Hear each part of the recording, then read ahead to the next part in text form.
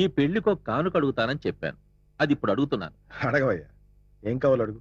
10 సంవత్సరాలుగా ఈ ఊరికి ప్రెసిడెంటుగా ధర్మకర్తగా మీరు నేను పోటీ చేస్తూనే ఉన్నాం.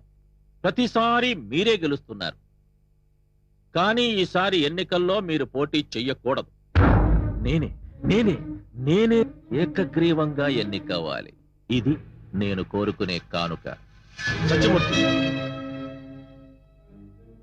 ఏం మాట్లాడుతున్నావు నువ్వు? ఈ ప్రజలు నా మీద ఉన్న నమ్మకంతో నన్ను ఎన్నుకుంటున్నారు. పిల్లల పెళ్లిని మన రాజకీయంతో ముడిపెట్టకు. ముడిపెట్టకపోతే 3 ముళ్ళ చక్రాలు తిరగవు నాగేంద్ర. సత్యమూర్తి, పదవుల కోసం నేను ఏ చక్రమైనా తిప్పుతా. ఏంట్రా నువ్వు తిప్పే చక్రం? ఏమండి ఏమండి, కాస్త కోపం తగ్గించుకోండి. ఏమిటండి ఇది? నిశ్చితార్థం అయిన తర్వాత ఇప్పుడొచ్చి పెళ్లికి వంక పెడతారేంటండి? ఏమండి, పిల్లల పెళ్లి. నువ్వు నోర్మై. నాగేంద్ర, నేనేమీ కోరకుండానే ఈ పెళ్లి కప్పుకున్నాననుకో. నీ కూతురికి భార్య పోస్టు, నా కొడుకు భర్త పోస్టు వస్తాయి. మరి నాకు మామ పోస్టుతో పాటు ప్రెసిడెంట్ పోస్టు, ధర్మకర్త పోస్టు కావాలి. ఆ పదవుల్లో కూర్చుని నేను చక్రం తిప్పాలి. కానీ నన్ను ఎదిరించి నా కొడుకును తీసుకెళ్లి నీ కూతురుతో పెళ్లి చేసేంత కరుడగా నాకు తెలుసు. అలా చేశావనుకో, నా కొడుకుని పైలోకానికి పోస్టు చేసి నీ కూతురికి వెధవముండ పోస్టు ఖాయం చేస్తాను.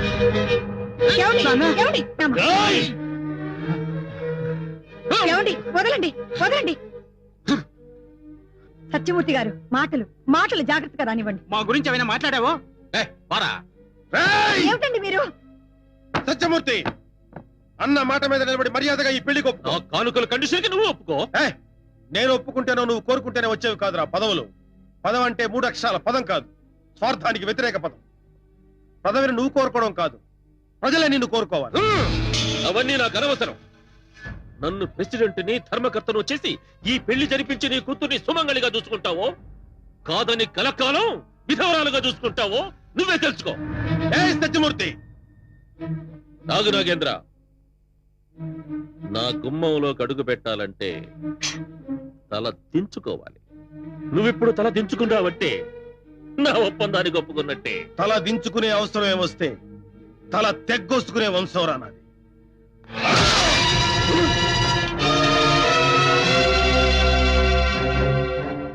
జాగ్రత్త. ఈ పెళ్లి చేయాలంటే నువ్వు ప్రెసిడెంట్ కావాలా? నిన్ను నేను ధర్మకర్తం చేయాలా?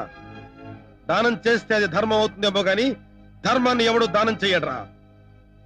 ఆ గుమ్మం బద్దలైనట్టు నీ తల బద్దలవడానికి ఒక్క క్షణం చాలు. కానీ నువ్వు చస్తే ఆ పిల్లల పెళ్లి వాయిదా పడుతుంది.